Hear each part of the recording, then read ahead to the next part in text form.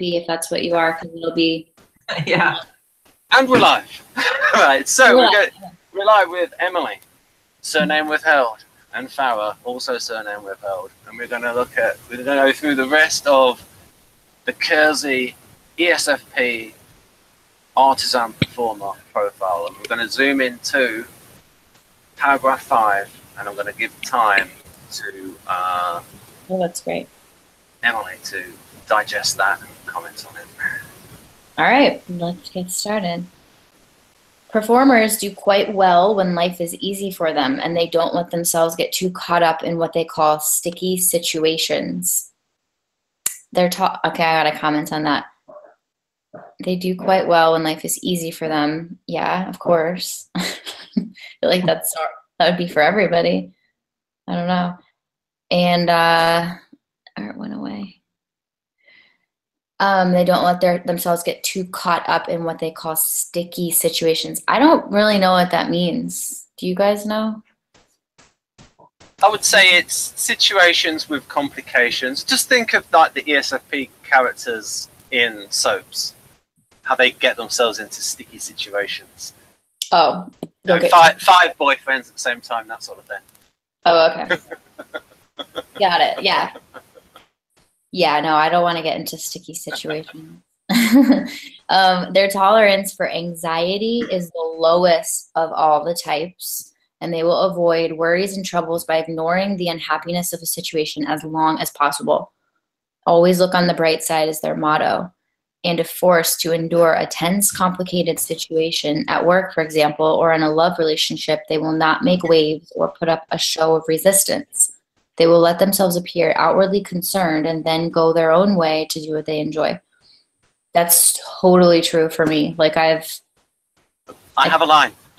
Just a slight interruption. Yeah. There's a line in Blackadder where he says, and it's in Blackadder Goes Forth, he says, this is the stickiest situation since Sticky the Stick Insect got stuck on a sticky bun. Oh my gosh. This is like Enneagram 7 stuff too, you know? Yep. Yeah. Yeah, I'm a 7 as well. Yeah, I think that's something that I learned the most about myself this last year. Like this sounds weird, but like I didn't even know what anxiety really like was or felt like. And I really believed, I was like, I don't ever like get anxious. I don't have that. But that wasn't true. And I was just ignoring it so much that I believed that I didn't ever get anxious or worried. And like, there was this one day where I was like feeling this, like, I mean, it built and built and built to where I could not ignore it anymore. And I was like, what is this? And I didn't know what it was. And it was just like causing me all this trouble. And I have a friend that was like, I think that's anxiety. I was like, well, what's that? And she like explained it to me. And I was like, I like researched it. I was like, oh my gosh, I have had this for years and I just ignored it. And I didn't even know. And now I'm like, once I was like, I couldn't believe that I was like dealing with all of that and I didn't even know. And now I've kind of swung the opposite way where I'm like, I'm never going to let that creep up on me again and like ruin things in my life. So I'm like I'm trying to pay very close attention and face it, anxiety, head on. People need to realize that real people, apart from profiles, real people have a backstory that can affect how they are, backstories that they've learned from and that are compensating against. Yep. Totally. Yeah. Any other comments on this before I go on? From you guys? How about that? Always. Oh, where did you get up to? The sticky situation. Have we got on to always look on the bright side? Yeah, there's this song that I sing. That's my favorite song to sing. It's called "Keep on the Sunny Side." I love that song. That's awesome. So Farah, I think you said you had a family member who's ESFP. Yeah, my grandma. But you know, she passed away when I was 6. She was ESFP. I'm almost certain she's an ESFP, and I think she was a 7. And she would relate well to this whole avoiding troubles and anxiety. It's what kept her from going to the doctor for, you know, when she should have went. And then my sister also is an ESFP, extremely active and, you know, very fun. And I'm not sure if she's a 7 or not, but I mean, she's just kind of like this too. She just rolls with life so easily. It's amazing. Or at least it looks like from the outside. You know, I don't know whether that's true or not. She wouldn't probably show her anxiety as much as she probably feels, I imagine. I think I kind of am at this place where I've realized what just ignoring things and not facing conflicts or just avoiding. And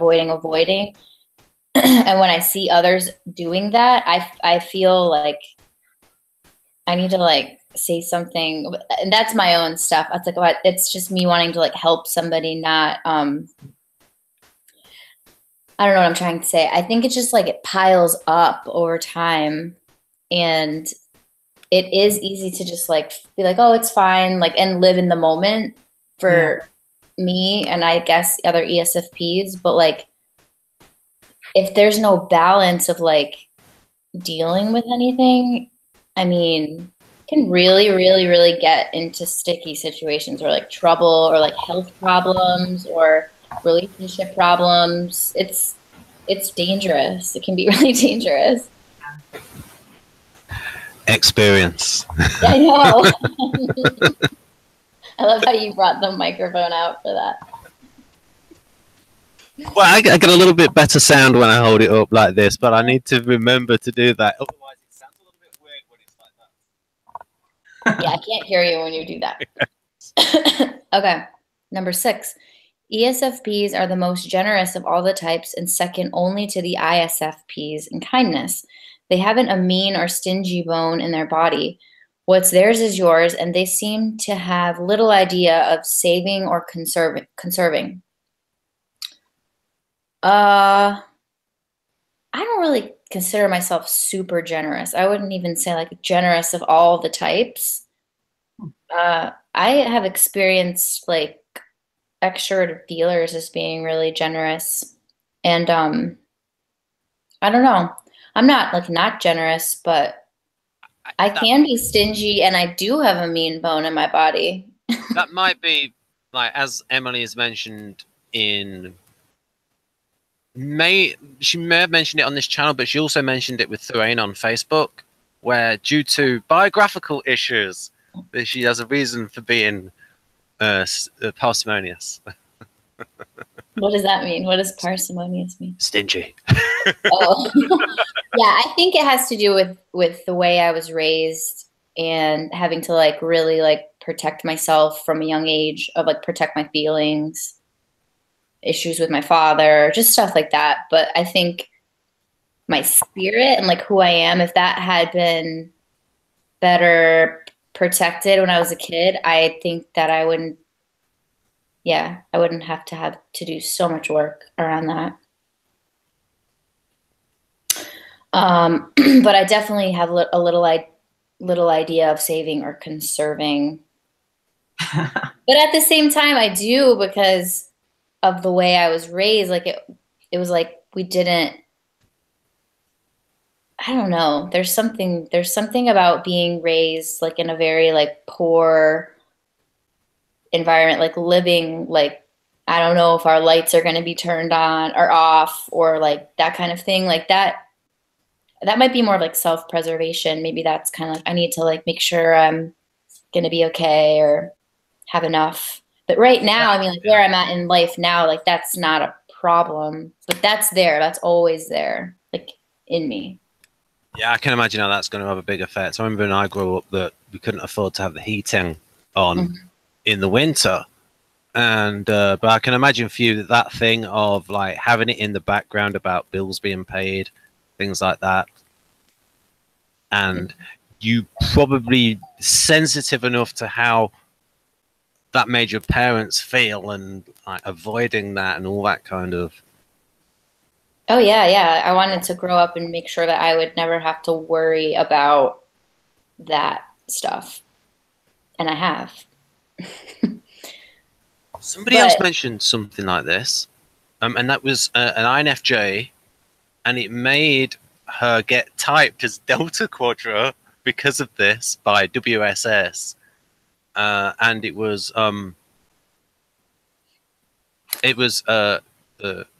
Crystal. Oh, Crystal. Surname withheld. Crystal and INFJ. But again, she also had a background where, you know, she ended up learning the value of $1, shall we say, because of it. Mm. Yeah, and I think growing up like that, like there's definitely a positive side to it, to where like if everything was taken away or my house burned down, like I know, well, I'll be fine. Like I just don't want to have to live that way. Anyway. Yeah. I was just going to say, I think we're on the cornucopia bit. Over to you. Cornucopia. These artisans view life as an eternal cornucopia from which flows an endless supply of pleasures that require no effort on their part to create or to ensure. Farah, could you do us a favor and Google what cornucopia means? Because I don't have a precise definition floating in the back of my INTP brain. I have a vague idea what it means. I picture like, have you ever seen The Hunger Games? No. Sorry. Oh, that's okay. If anyone out there has seen it. Oh. Are you ready for it? Yes, I'm. It just says an abundant supply of good things of a specified kind, or a symbol of plenty consisting of a goat's horn overflowing with flowers, fruit, and corn. Bounteous, a bounty, lavishness. It's just like this like pile of stuff, and it's like it never runs out. That is true. That line in the highlighted in the orange, I feel that way. Yeah, I think what I've done with the color coding in this, I think it's a little bit where everything that's in orange is sort of S.E. Everything that's in pink is F.E. And so when I noticed that bit, I don't know if you finished talking about the line that starts about cornucopia and ensure and all that. Well, I definitely have a belief where, like, if I'm doing what I'm supposed to be doing and I'm like in my flow and I'm, I guess, living how I should live and like in line with my FI, I don't need to worry about anything. Like life, I will be fine. Money will come. Good things will come. And to some extent, like that's never really been proven wrong. I think it's more now I'm like, okay, I need to like actually like get a little bit smarter with that belief. And then I need help with like budgeting and planning to make sure that that cornucopia can be as even more full. I see. So the motivation is still there. To be stingy so that you can get the cornucopia. To share the cornucopia. And I think when I was saying all that, I was actually like, I had in mind my business of like, like, it's like my job to make sure that the business is like, it's got things in there so that it can be like shared and distributed amongst the teachers and amongst students. And like, because if I just like was standing around like hoarding the cornucopia, that's not really in line with my FI, like just like being super selfish. I'm like, I want it all for me. Like, it's like, I want all of that so I can enjoy it. And so like everybody else can enjoy it and come have fun together. Because part of the way, certainly the way KEIRSEY defines the ESFP is like their motivation is like to be the center of attention and everyone have fun around them. But due to them. Dancing around the cornucopia, just like hanging out. Like the thing that Jeff mentioned that I thought really put it to attention for the ESFP was that he felt bad. He felt bad that on his like 18th birthday, I think it was 18th birthday, that everyone was there, but they didn't. He wanted to feel that they were there for him. Because it's like I said, he wants to be the center of attention. It's not just the fact of being like in a crowd. Yeah, it has to be the center of attention. Yeah, like if I were to plan like Jeff's 18th birthday party for him, I would be like, okay, everybody come. with like your favorite story about Jeff, and then we're all gonna like surprise him and like tell stories about him like in a circle. Like that's kind of that it's true. I get that. That would be cool. This bit intrigued me. Me with my INTP ways. As soon as I read communal in Outlook, and I go ping, ping, ping, ping, ping at the back of my brain, creative FE. Like, so even though technically artisans are, oh, I'm doing it my own way, but it's like they are communal because that's the best way to get them the center of attention. It's where because it pleases them to please others. It's a win-win. It's a win-win for everybody. Like, yeah. Essentially, communal in Outlook, they give what they have to one and all without expectation of reward, just as they love freely and without expecting anything in return. Yeah, that does feel FE. And I guess that would be the motivation behind the FI or the decision. Yeah, it's that way. And this next paragraph goes into it a bit more. We did this massive hangout, and Farah can testify to that because she was in it, with Carol Linden on the creative FE, but how ENFPs use it differently and we did talk, and I recommend you watch that whenever you're not too busy achieving your goals.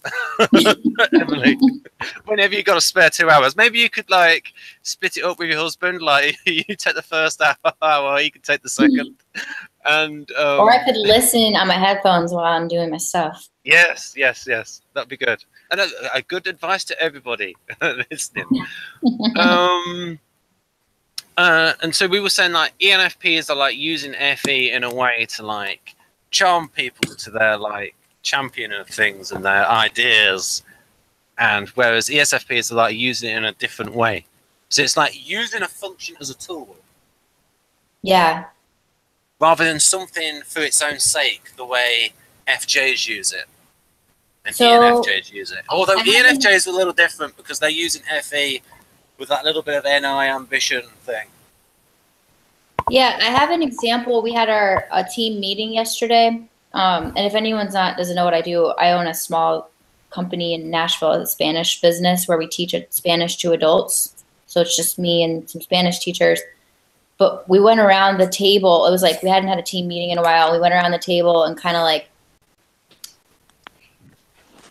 this kind of helped. This kind of goes with the communal and Outlook, but it's still super FI. Like, I asked everybody to kind of share like a lot of FI things, but everybody was doing it, and it was kind of, so it felt FE, but it was like asking them to share specific FI questions and like self-reflection and like what they were feeling and like what they wanted, and like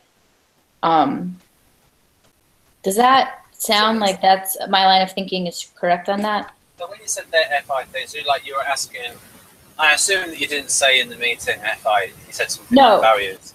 No, and I wasn't even thinking about any of that until right now. Of like, it was questions like, what, oh, I don't know, like, what have you learned this last year? What are you focusing on this year? Like, what's your intention for the year? And like, what, everybody kind of picked one word that they wanted to like focus on for the year, and then we wrote them all up on the board, like each individual's word, and kind of like supported them in that. But we were all sharing it. It felt like bringing FI to the group. So what was the purpose behind this meeting? Like, to really make sure that everyone was like really into it? A lot of the purpose ends up just being like we all feel connected and as a part of a team and supported, and like each individual person matters. There's a bit where, and I learned this from the back of Dario's book, and you've got that 8 Keys of Self-Leadership, last 50 pages, there's loads of like little bits where he talks like about tandem use, where you've got like FI going with TE, where you can get this like little bit of like seemingly a contradiction where it's like FI values with the business logic. Yes, yes. That's totally true. And then we like ran out of time to like actually like talk about like business things. And I was like, oh well, at least everybody feels good. And like it doesn't really matter. Like, I don't know. There's definitely being an ESFP business owner is really, I don't know. I don't like that role. I wish I could just focus on just the lack of energy. That's one of the things at Model G is like you've not got that much. You like help with TE, but you'd like a little bit of, but you've not got a lot of energy for it. Maybe you like the idea of it, and it's like, oh, it's this thing that you want to get better at. But again, people can go into different shifts where it's like, and especially with TE because the environment encourages it so much, so you can get ESFP and ENFP business owners that are like, it's like, whoa, that's surprising. Yeah, we don't have any thinkers on our team. Everyone is an F, and so it lines up pretty well for like. I don't think a thinker would like working with us. I just don't. But you're working like one-on-one with people. It's like very people related, and so it's very feelings oriented. Like we want we want to make sure everyone like feels good and like just, Let's see what we got. Oh, my mouse has gone a little bit weird. Oh, there it is. I've clicked on it. Number 7. I'll just so we did all of communal and outlook to the end of that sentence. Yeah, okay. I'll just assume that you like when you could do the whole sentence. Right. Okay. Do you have anything to say, Farah? I just was gonna say real quick about the whole kindness thing and generous. My grandma ended up going bankrupt because she was kind of like that, and probably not very heavily TE focused either. So, but yeah, she would have fit that, and you know, I also kind of like that to a fault, unfortunately. So not the best with money, but yeah, that's all I was gonna say. Yeah, money. That's in a socionics thing. S.E.I. SeFx is TE break. They're TE vulnerable because they care more about other people than they care about money. Oh yeah, that's true. So they might spend quite a bit of money on other people. Yeah. Right. I got a question for Jeff. What do you think that bit is? You know when it says there about ESFPs being communal in outlook? What do you think of that, Jeff? Well, you would ask me the hard question. I mean, I can say something about ESFP business owners, but then you just stump me with something. Go on, do the business owner. I've always wanted to, like, you know, like own my own restaurant or a movie theater or something like that. I always dreams of like doing stuff like that. But the more that I've been in the job I am now, which is an office where I deal with people who have all been business owners, either currently or former, like the more I do with that and the more that I see all of the actual business stuff, the less I want to do it. So it's like, if I ever did, I'd have to be rich enough I could afford to pay people to do all of that for me. Totally. I would just be the idea person and the one, like, you know, if I'm running a restaurant, I'm like, you know, I want to do the decor, I want to do the menu, I want to do all these things that they're my ideas, but I want somebody else to deal with all of the logistical parts. Not have to. That's the dream. That is the dream. But, you know, and that's the thing though, but there's people that they're exact opposite, you know, that they love all those business things and they wouldn't have any idea what they'd want to do, like looks wise with a place or what they'd want to put on the menu or whatever. So it's great when you have partnerships where you have people that are, you know, cover both those sides. But I know that I'd have to have people, or at least one person that was really good at those aspects, because even just in the amount I deal with it in my job, I get so sick of that stuff. All of the paperwork, you know, not even just the paperwork required by government, but also all of the, you know, even private paperwork. You know, I mean, for I work for, we deal with, you know, restaurant business. We have a bunch of different landlords for the different locations, and none of them do things the same way. Every single location, 25 locations, are all different. Mm-hmm. There's only like, I think there's a total of well, there's 3 of them that are with Walmart, and then there's 2 that are owned actually have the same landlord, and all of them are, the rest of them are different in everything. So it's like A lot of 25 practically 20 plus sets of everything. Yeah. And so, you know, I've experienced enough of that I'm like, it totally reminds me of the stuff about, you know, people filling roles that they're best suited to. And it's not like an ESFP is incapable of doing those things, because, you know, we can do it if we have to, but I doubt most of us really want to that much. Yeah, Jeff really is, like, in terms of mentality, it's the performer mentality that I was sort of going through. And I would advise folks to recommend that they watch Jeff's video on his channel, the SP Spaz ESFP Preferences versus Reality. Is that it, Jeff? Yeah. Thanks for the plug. It's now, I do. Now the hard question. Ben, I think that's one of my better videos. I think I was enlightened or something, not enlightened, but inspired. Yeah, when I made that one, because I was thinking, you know, somebody really needs to. I've never seen a video where somebody kind of broke down like, you know, it's okay. Like, if you don't match everything in this profile, it doesn't mean you're not the type, because there's so many things. It's like one way or the other. It's like everybody is the same, or they're like nobody fits any of this. It's all garbage, you know. And I'm like, there's a medium here.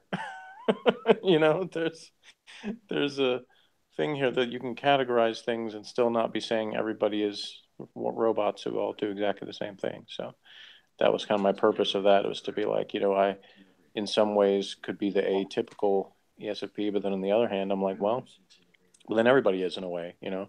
I mean, yeah, you could probably find somebody who fits every line in the profile, but they're probably actually the minority in terms of real people.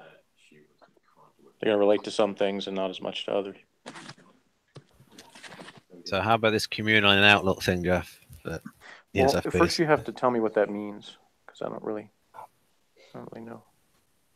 Well, I just wondered from your point of view, like, we're told that NFs and SJs are like cooperative. Well, maybe it would help if I read what comes after that, so I can actually. They give what they have to one and all without expectation of reward, just as they love freely, and it went away. Put it back up.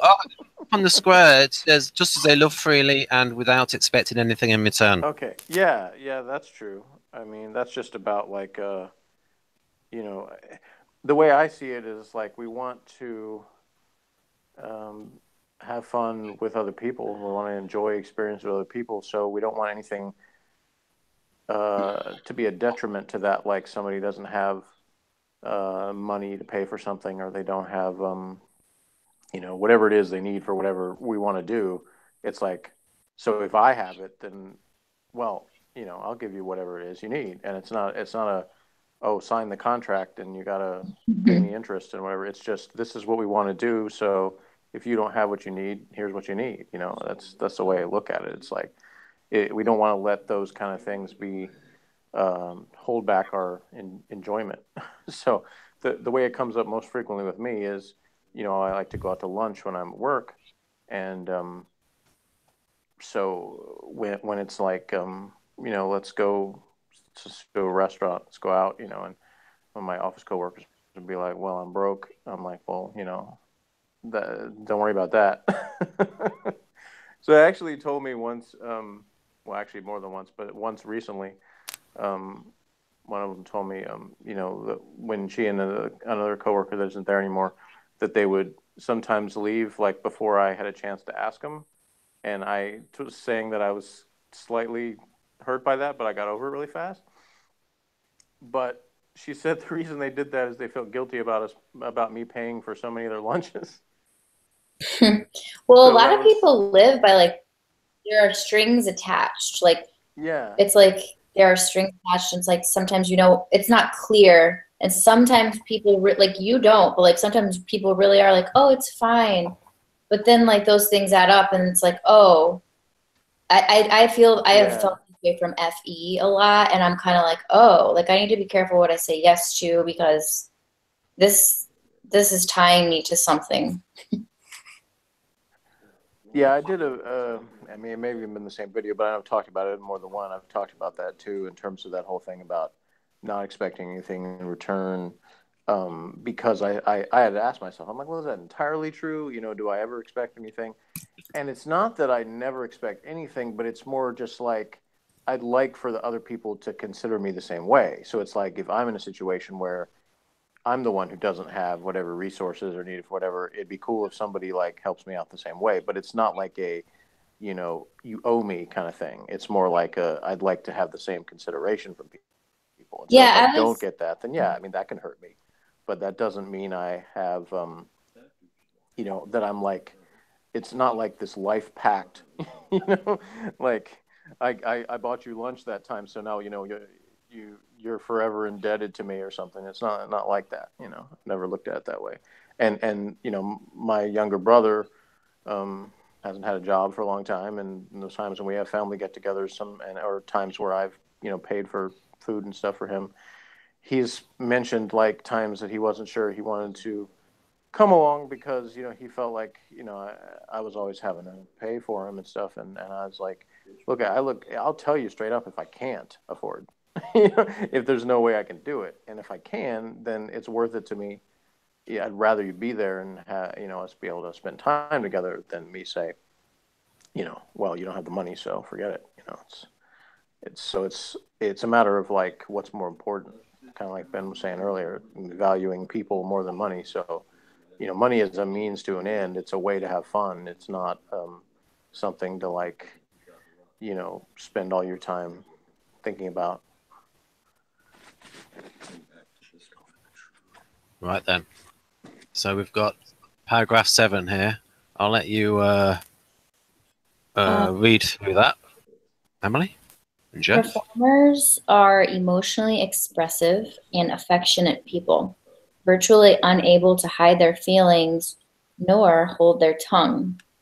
Yeah, I feel like I'm being like dishonest if I don't say what I'm feeling, and it's like I'm trying to learn the balance between holding my tongue and feeling like I'm not representing like what I'm actually feeling. I have I'm learning that balance, I think. And I think what I've learned is it's about timing. It doesn't have to be like in that moment, I have to say this now. Like if I feel that and I want to just react and blurt something out, but it might not be the best timing for the situation. But I'm so used to just blurting it out. Yeah, that anyway. With their emotions so close to the surface, their heart forever on their sleeve, they tend to fall in love easily, impetuously, and always as if for the first time. Intent on pleasing everybody, performers can appear fickle, even promiscuous to other types, when in truth they are simply and rather innocently sharing with others from the bounty of life.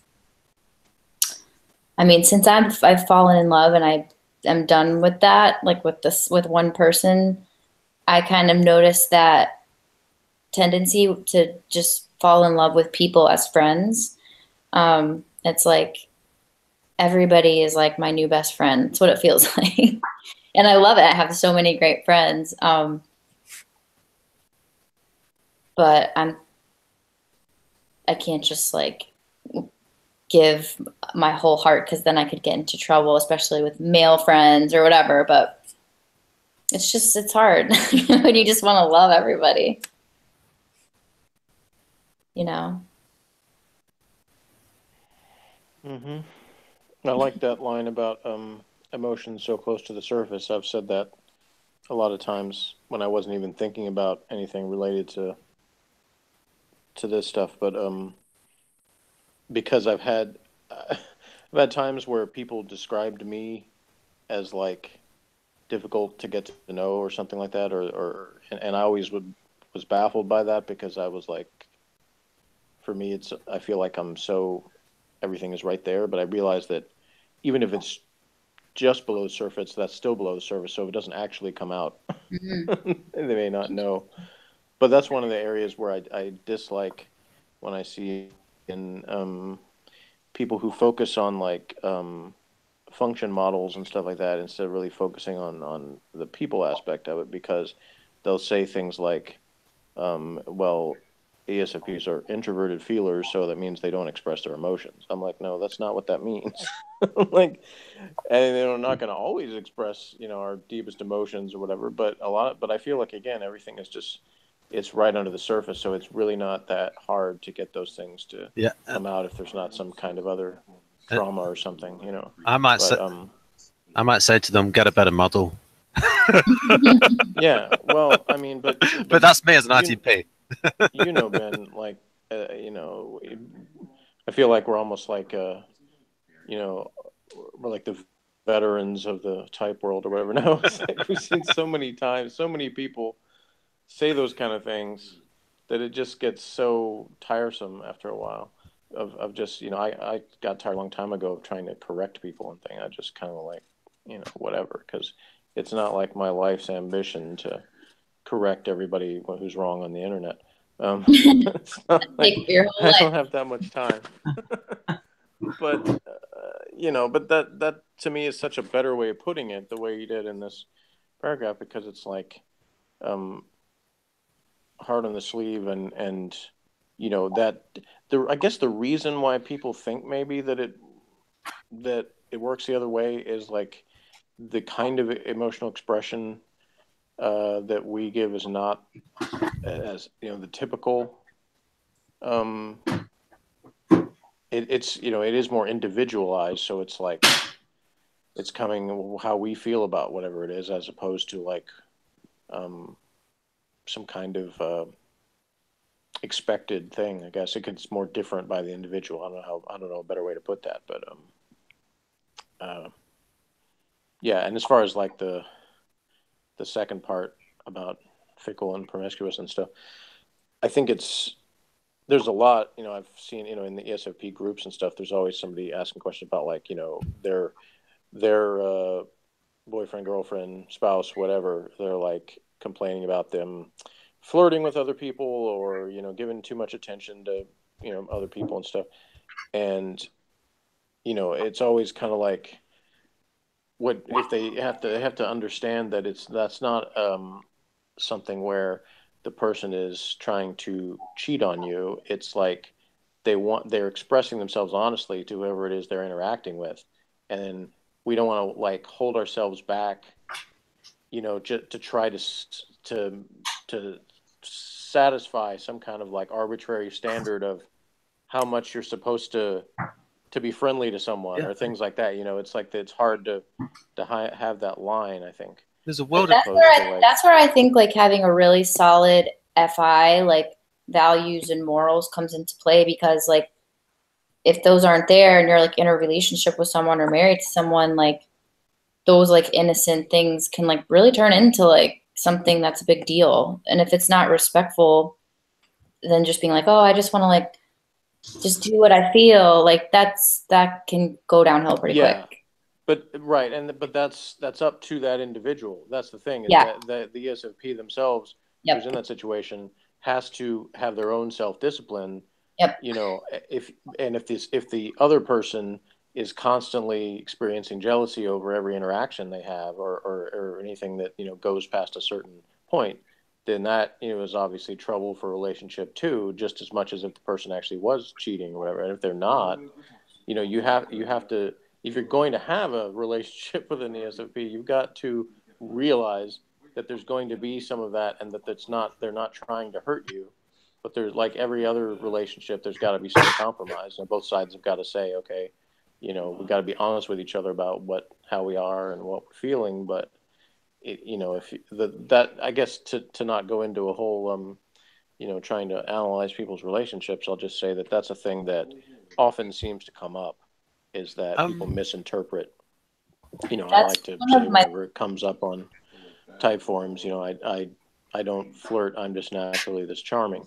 So that's the thing, and I joke about that, but it's basically what I think is true for us. It's like we're just trying to be happy and fun and enjoy ourselves. That's where finding someone that like really understands that And then that's why it's so, like, I feel like I married someone that gets that about me. And when I was dating a lot, jealousy, like I remember noticing like jealousy over friendships that were not like a problem or anything, like I wasn't doing anything wrong. That's what it felt like. It wasn't. It was like, why are you jealous about this? And I noted, okay, that's a trait that I'm looking for in someone that I'm going to marry because this is who I am. Like, if someone's going to be jealous of this, I can't date someone like that or be with someone like that or marry someone like that. It's one of my favorite things about my husband is he doesn't get jealous about those kinds of things when I'm just being myself. Right. Awesome. I just want to try and get in glad. something. Thanks. This is why Socionics calls FI ethics of relations, and it thinks that FI people are very good at they're very good at that. They know the status of relationships. They know the difference between flirting and affair, like all these things. Yeah. And there's other people who are not as nuanced as that. They don't notice the differences. Hey, they don't know it that it's only just flirting. That it's just, and like I said, your husband not artisan temperament, but FP, aware of these various little nuances in relationships. Mm-hmm. Mm-hmm. Right. Okay. Although they are often popular with their classmates and because of their good-hearted clowning and cutting up, performers are not deeply interested in school nor scholastic pursuits, caring little about preparations, schedules, and grades.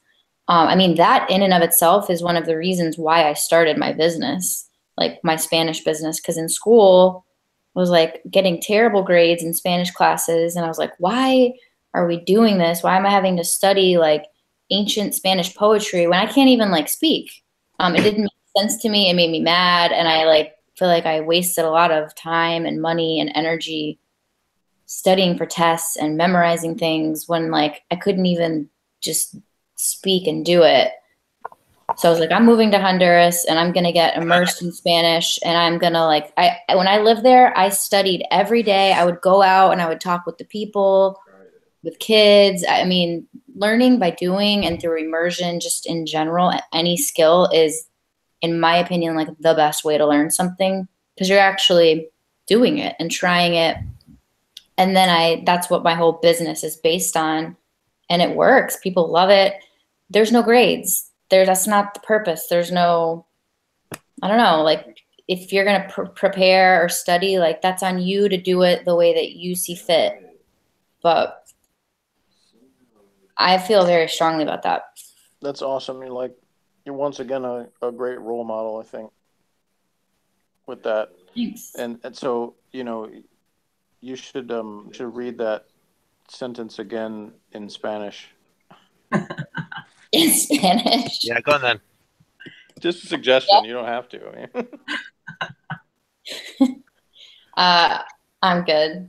I'm not trying to put you on the spot or anything. A modest ESFP. Oh, Jeff, I don't want to think right now. A modest ESFP. Real growth. That's what I thought of. Like the two things I thought of. I'm like, first, I'm like, wow, that's that's so many people that I know that would want to do the exact same thing in terms of what you just described, in terms of saying, what do I really want to get out of this and how do I accomplish it, and then just do it like you did. So that's why I said, it's such a great example. And then two, I was like, oh yeah, Spanish. Okay, hey, read that thing again in Spanish. It's pretty amazing. I think that if you can just pick up and leave and go to a whole nother country just to pursue your dreams, that takes a lot of courage. Yeah, but also though, there's a little bit of a thing where sometimes with like Enneagram Type 7, where you want to go to another country, and now I've got a reason. Yeah, well, I felt like I had no choice in a way because I was like, all right, I had just graduated from college with a Spanish major set to teach in a school, which I didn't want to do any of that ever. And I wasn't fluent and I didn't know, I just felt really uncomfortable and inadequate and kind of ashamed. And I just was like, I need to go do this. It felt kind of like I had no choice. And I had just graduated. It was brave, I guess, but not I don't know. I made $1 an hour and I lived off that. it was a crazy time. It would be more difficult to do it now. But now I'm kind of like, okay, I'm kind of getting into this new thing with music where I'm like, okay, I want to immerse myself in music and learn guitar and sing and write music. But I'm bumping up into this thing of I'm older now and I'm more into like real life, and it's not this college transitional time. And I have the motivation, I have the desire and the heart, and like, yeah, I want to immerse myself in it. But the reality of like, I don't have guitar skills. I have to learn those, and I have to schedule time to practice. I have to actually like do the work. That's kind of where I'm at now. I'm like, okay, if I really want to do this, like I have to go back to that mentality of immersion mode, but like hours of practice, and I have to just do it. Jeff, do you have any ideas on how to, I don't know, structure my time? I was just going to say, I relate so much to that because I'm like, all these things that I want to do, especially now my son is 18, you know, he's about to graduate high school and move and all that kind of stuff. And it's like I'll have, you know, more opportunities than I have had in a long time. And so I have all these ideas about things I possibly could do. But it's like, I still have a full-time job, and I get home and I'm like, I'm tired, you know? It's so much easier to just like plop down in front of the TV and watch TV shows than it is to, like you said, to put forth effort on trying to, you know, pursue anything like that. So there's things that I've had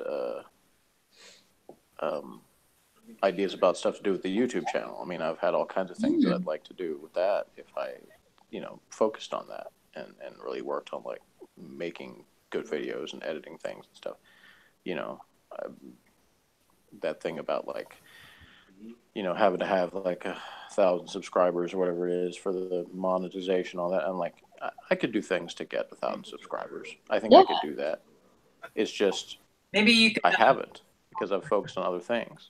So it's like, you know, when that particular idea is like, you know, certain things I'm into, you know, some things lead to more stuff and some things don't. So I've had times where what I was into was sort of more productive or led to something that sort of increased my, I don't know what the word, profile, I guess maybe, and other times where it's not.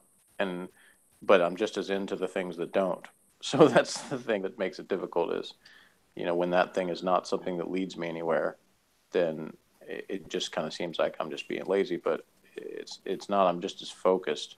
It's just different. I know what you mean. I know just what you mean.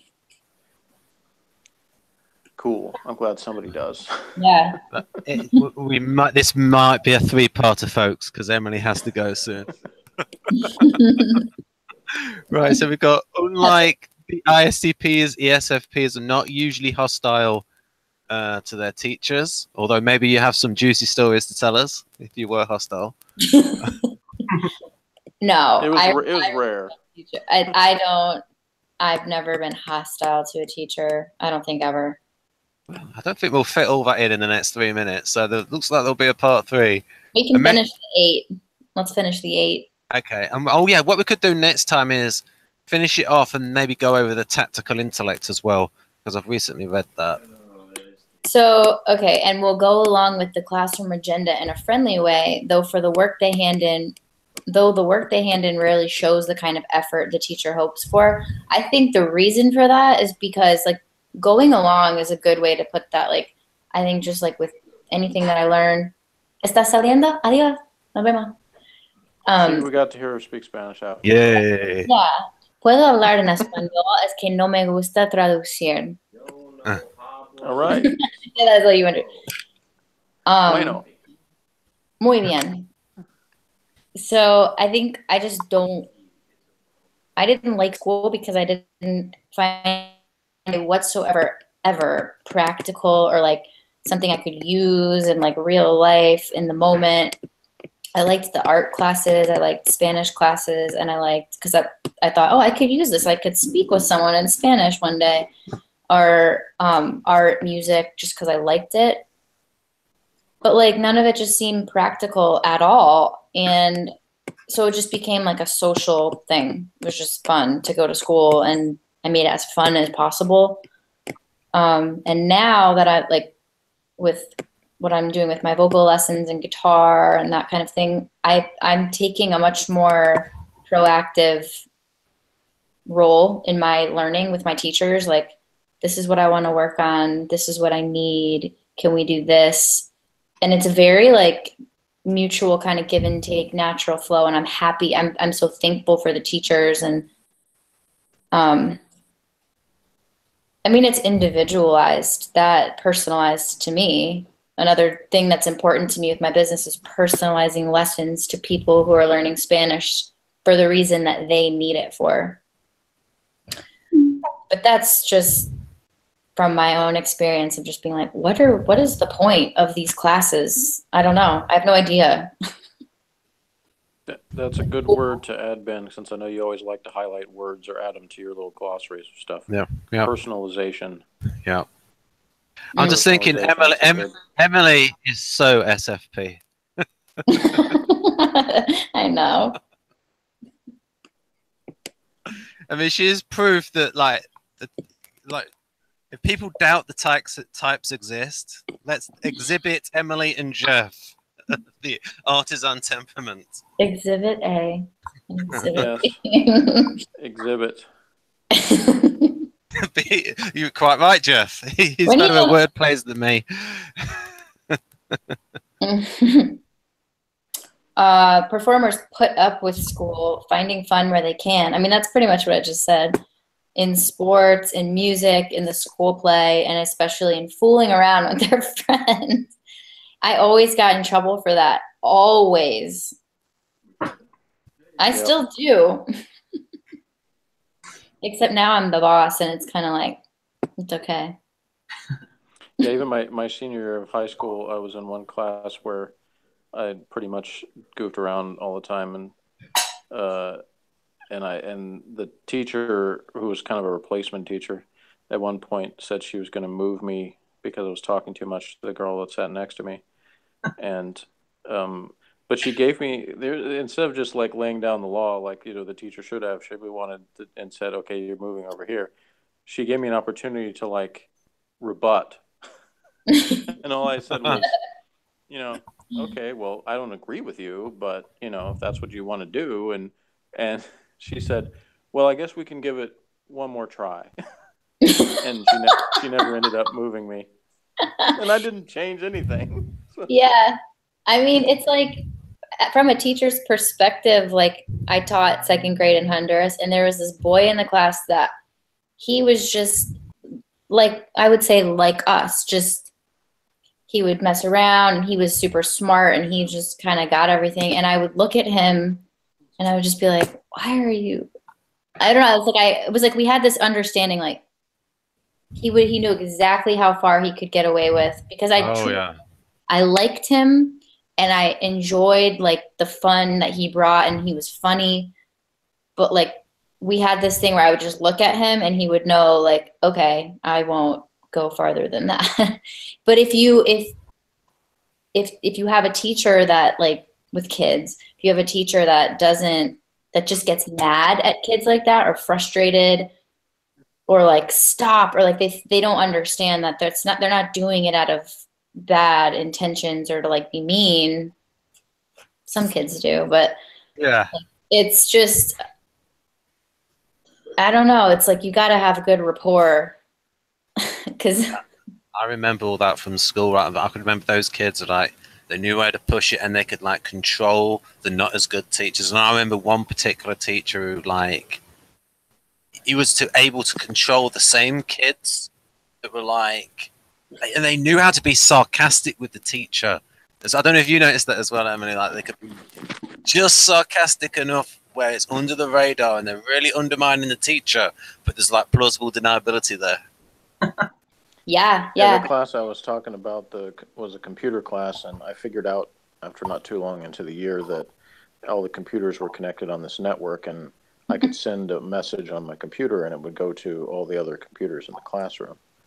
So, when the teacher was like up at the front trying to explain something, then I'd send a message like, if you're bored, clap your hands. And then like about half the class maybe starts clapping randomly, like the teacher's looking around like, what's going on? That's funny. That's really funny. It was probably like half of them, because then there's about a fourth of the class that's like, I'm too good to do that, and then the other fourth is like, I'm too cool to do that. So So Emily, after you've gone through this traditional school thing in Green, Jeff can tell us that story about the sound system at a place he worked in. Oh, good. And I have to go. Yeah. But feel free to keep going if you guys want to or whatever. But as with all the artisans, the traditional school is largely a waste of time for performers. Yeah, it is. I've said all this. It is. Who want knowledge only so they can do practical things in the here and now. I wish that I went to like a performing arts school where that would have been a dream. I didn't even know they existed. I didn't know that I needed that. Like a Montessori school and a performance arts school would have been awesome.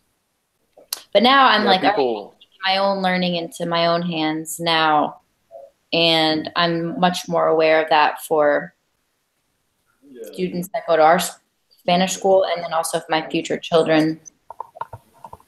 And parents that have kids they think, might be ESFPs or SPs in general will ask me like, how can I basically be better than yours parents were in terms of being, providing what you need as a child, things like that, and, general questions like that. And I've been like, give them something to break, give them something, and it's okay. Give them like things that can bounce off walls, or, try make sounds, make, things that they can explore and mess. It's okay. And you're not going to have everything is so tightly and strict controlled, and, you can't do this, you can't go outside the lines, or, all that kind of stuff. Right. In many ways, like going to the traditional kind of school, I can't wish for anything different. That's what I got. But like, it showed me, I don't know. It was kind of easy to do something different, because it was very clear to me that that's not what worked for me. And there was a whole bunch of other people that I would just sometimes look around. I'm like, what are we doing here? Like, why do I have to sit in this desk? Why can't we go outside? Like, I would just like, what is this thing I have to memorize? Like, what is this for? Like, it's like, I don't know. Yeah, that's another one of those things I thought about doing, being a teacher, but it would have to be in some sort of specialized school that didn't say, oh, you've got to go through all of these programs to learn a bunch of stuff you're never going to do anything with and never teach in order to have a certificate to teach.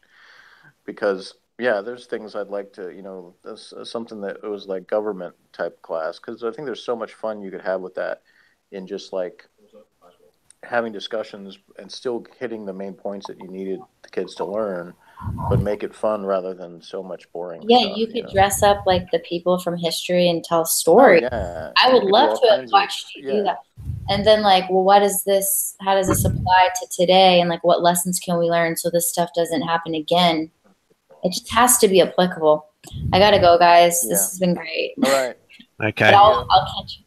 Bye, Farah. Thanks, Ben. Okay. Bye. So Jeff, do you want to tell your story about that sound system? I'm not sure what you're referring to specifically. Well, the one about where you were calling out orders over the PA system.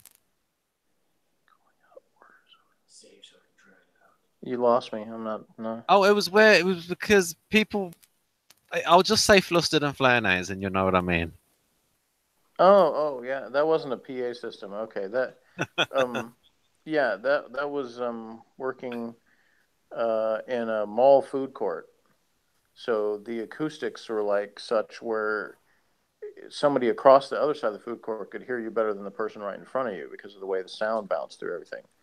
So when there's a busy, Saturday at the mall, and I'm working in a sandwich place making sandwiches, and I'm going through they can barely hear what I'm saying. And, you know, it gets monotonous where you're going through the same questions over and over again. So just one of those things to be, you know, change it up and you know, break the monotony.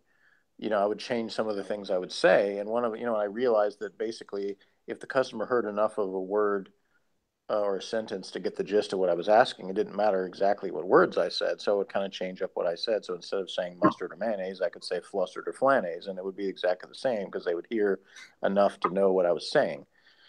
And when I, you know, got to the cash register and would ask them if they wanted to get chips and a drink, they would never hear what I was saying there either. So I would end up, basically, it was more important to point to those things for them to know what I was saying. But I could, you know, I could say all kinds of stuff. I'm like, you want to get the super zebedee doodah combo or whatever. But as long as I pointed to the chips and the drink, then they were like, yeah, okay, give me that.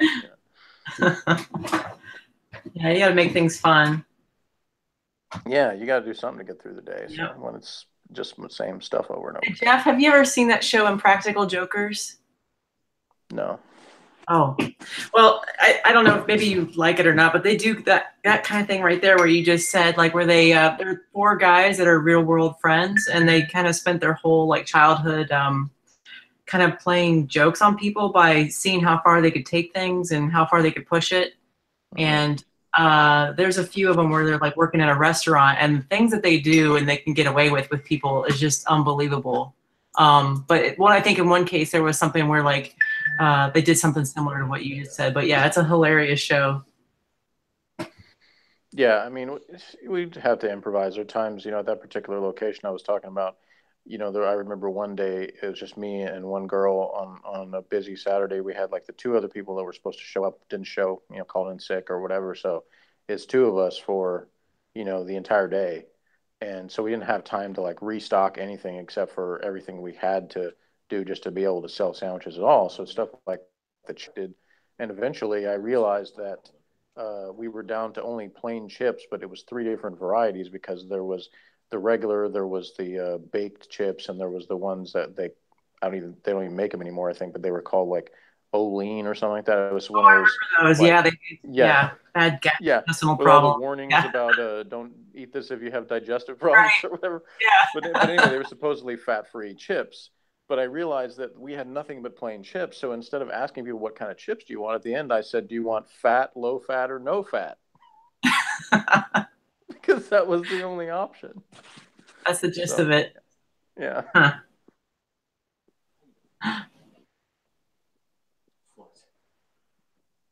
I think you're on mute, Ben.